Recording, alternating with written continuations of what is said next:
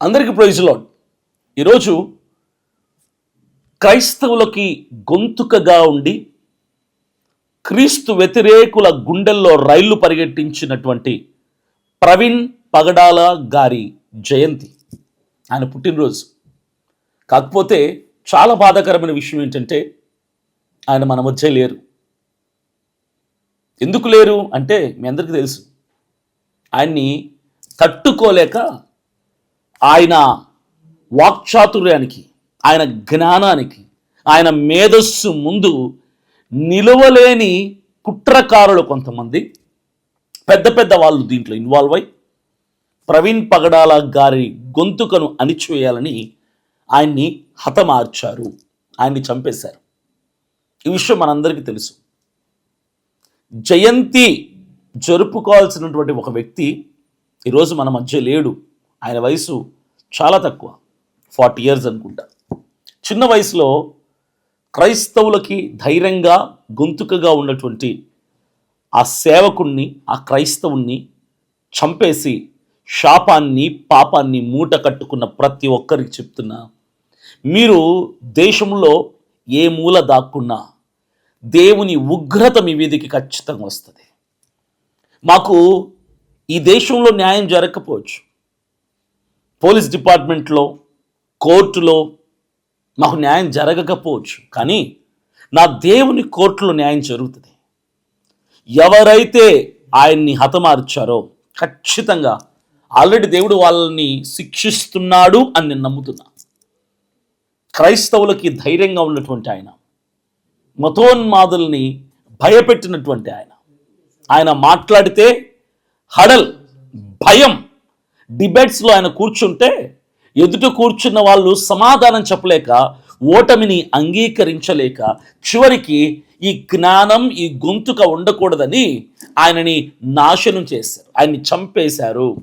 చంపి హత్యని యాక్సిడెంట్గా, హత్యని ఇది సామాన్య మరణంగా చిత్రీకరించే ప్రయత్నం చేసి అందులో కూడా విఫలమైపోయారు. ఇది ఖచ్చితంగా చెప్పగలను.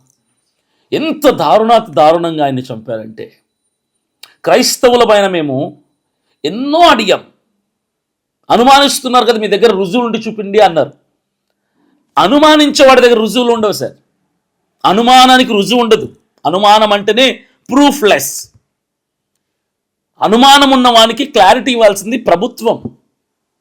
మేము సీసీ ఫుటేజ్లు చూపించాం, మేము మీకు ఆయన వైన్ షాప్స్ దగ్గర, లిక్కర్ మార్ట్స్లో మందు కొంటున్నట్టు చూసి మీకు ఫుటేజ్ చూపించాం, టోల్ గేట్ల దగ్గర ఆయన ఫుటేజ్ చూపించాం అని మీరు మమ్మల్ని మోసం చేయాలనుకున్నారు, అమాయకులను చేసి. ఇది మర్డర్ కాదు, ఇది యాక్సిడెంట్ అని రుజువుపరచాలనుకున్న ఆ ప్రయత్నం విఫలమైంది.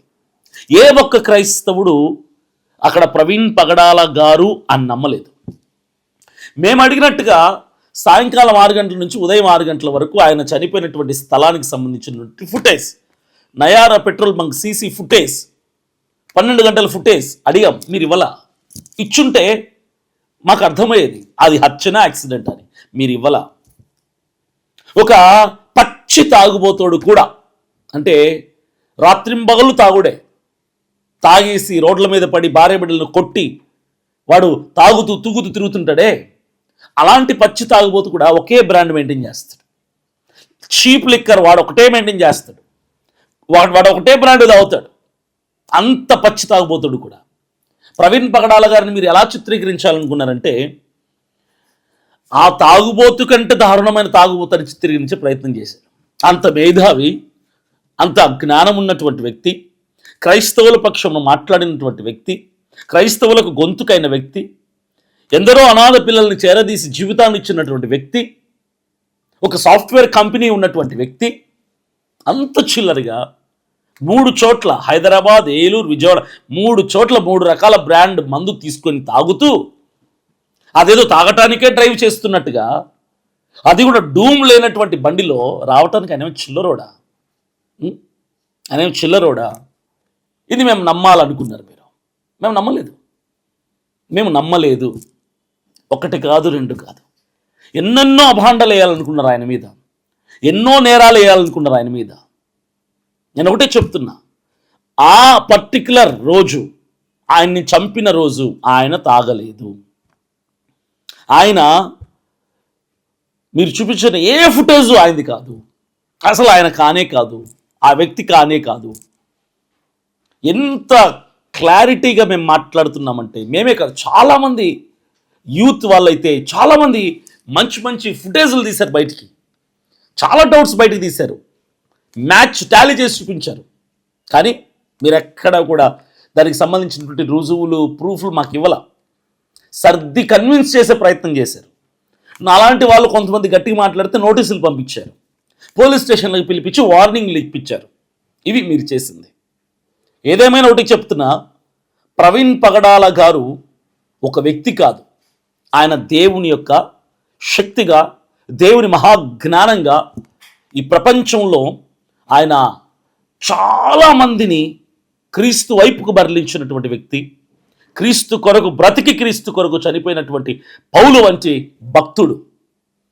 భార్య చెప్పిందా, భార్య ఒప్పుకుందా, మరి భార్య మాట్లాడాలి కదా ఆయన తాగలేదంటే అని చాలామంది మాట్లాడారు. ఆయన సమాధి మీద హైదరాబాద్ పెరేడ్ గ్రౌండ్స్లో సిమెట్రీ ఉంటుంది, అక్కడ వెళ్ళి చూడండి. ఆ సమాధి మీద ఏమైనా ఉంటుందంటే మార్టైర్ అని ఉంటుంది, అంటే హతసాక్షి. హతసాక్షి అంటే క్రీస్తు కొరకు, క్రైస్తవత్వంలో క్రీస్తు కొరకు క్రీస్తు విరోధుల చేత చంపబడిన వ్యక్తి అని. మరి ఆ కుటుంబం కూడా అది హత్య అని అంగీకరించినట్టే కదా, ఆయన తాగలేదు అని చెప్పినట్టే కదా, ఇది దుండగుల కుట్ర అని చెప్పినట్టే కదా. ఇంతకంటే ఏం కావాలి మీకు రుజువు? ఆ కుటుంబము చెప్తుంది హత్య అని, క్రైస్తవుల మీద మేము చెప్తున్నాం హత్య అని.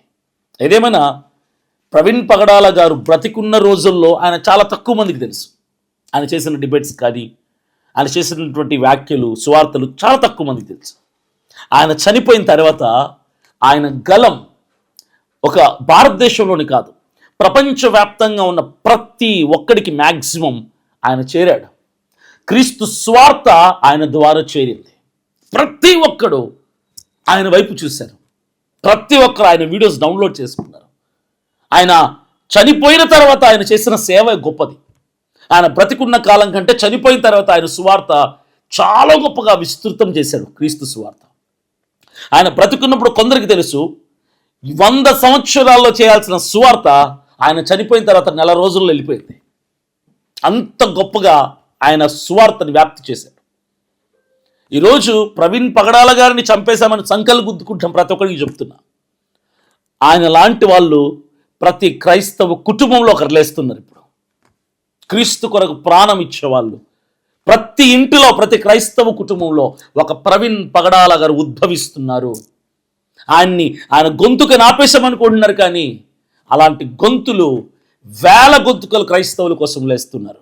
క్రీస్తు కొరకు బ్రతకటమే కాదు, అవసరమైతే క్రీస్తు కొరకు మా ప్రాణాలు ఇస్తాం అని చెప్పడానికి వేల గొంతుకలు లేస్తున్నాయి. ఆపగలరా మీరు? మీరు ప్రవీణ్ పగడాల గారిని చంపారు, ఆయనని శారీరకంగా లేకుండా చేశారు, కానీ ఆయన ఆశయాలను మాత్రం తీసుకెళ్ళటానికి ఒక నేనున్నాను, నాలాంటి వాళ్ళు కొన్ని వందల మంది ఉన్నారు. ఆయన్ని ముందుకు తీసుకెళ్తున్నాం. ఆయన ప్రతి క్రైస్తవుడి ఇంట్లో బ్రతికే ఉన్నాడు. భూమి ఉన్నంత కాలం ప్రవీణ్ పగడాల గారు బ్రతికే ఉంటారు, బ్రతికే ఉంటారు, బ్రతికే ఉంటారు. సో ప్రవీణ్ పగడాల గారు దేవుని రాజ్యంలో ఉన్నారని, క్రీస్తుతో ఉన్నారని నేను విశ్వసిస్తున్నాను. ఏదేమైనా కూడా విడిచిపెట్టబడినటువంటి ఆ కుటుంబానికి దేవుడు తోడుగా ఉండి, ఆయన సతీమణి గారికి, ఆయన బిడ్డలకి, ఆయన తల్లికి, ఆయన కుటుంబీకులందరికీ ఈయన లేనటువంటి లోటుని దేవుడే తీర్చాలని నేను ఆశిస్తున్నాను, కోరుకుంటున్నాను. ప్రవీణ్ పగడాల గారు అమరుడే, అమరుడే, అమరుడే.